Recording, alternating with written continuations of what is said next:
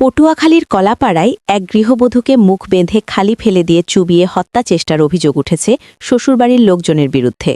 সিঁড়ি খেয়ে তুলছে টিউবওয়েল কাছে উঁচু করতে ওই জায়গায় বসে আমার বোনের মুখ দিয়ে আমরা শুনছি ওই জায়গায় বসে তারে নাকি গামছা দিয়ে মুখ বেঁধে লাতি মারি তারে বলো তাদের বাড়ির সামনে একটা খালা আছে বড় ওই ঘটার মধ্যে তারে ফালাই দিয়েছে।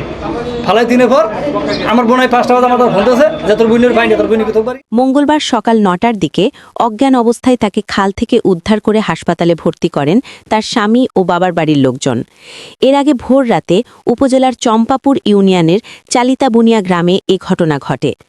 আহত গৃহবধূ রুবিনা আক্তার জানান, বেশ কিছুদিন ধরে পারিবারিক বিষয় নিয়ে তার স্বামী ও শ্বশুরবাড়ির সদস্যদের মধ্যে বিরোধ চলছিল। তার অভিযোগ, ভোর রাতে সেহরি খাওয়া ও নামাজের জন্য অজু করতে ঘরের বাইরে গেলে পেছন থেকে 4 থেকে 5 জন তাকে মুখ বেঁধে জোরপূর্বক তুলে নিয়ে পাশের খালে ফেলে দেয় এবং চুবিয়ে হত্যার চেষ্টা করে। আমি তো মাইয়ে তুই দৌড় দিতেই না, আমি মাইয়ে একা বলে লই এই দৌড়তে গেছি গাই দিয়ে দুইজনে টানাটানি করে উঠানোর লেগে আমার এই কাকি আর ওই নতুন বাড়ি থেকে আবার আমার এক শাশি এসেছে এইটা দুইজনে টানাটানি করে উঠানোর লেগে মারবো তুই একটু ধর বাচ্চা আছে না মুরগি আছে আমরা মানুষজন যাইতেই জানে কিন্তু কেউ ধরে নেই ধরছে খালি ওই দুইজনে আর আমি নামে আমার বউ আমি টাইনে টেনে উঠেছি।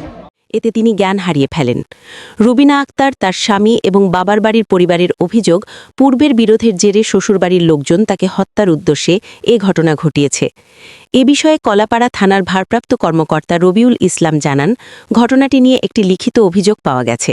বিষয়টি তদন্ত করে প্রয়োজনীয় আইনগত ব্যবস্থা নেওয়া হবে। Infinity TV news, news desk. আমার শাশুড়ি নাকি একজন আছে আর দেবরের কথা বলছে কিন্তু কেউ নাম উল্লেখ করে বলতে পারে নাই কিন্তু এই কথা কানে কানে বলছে।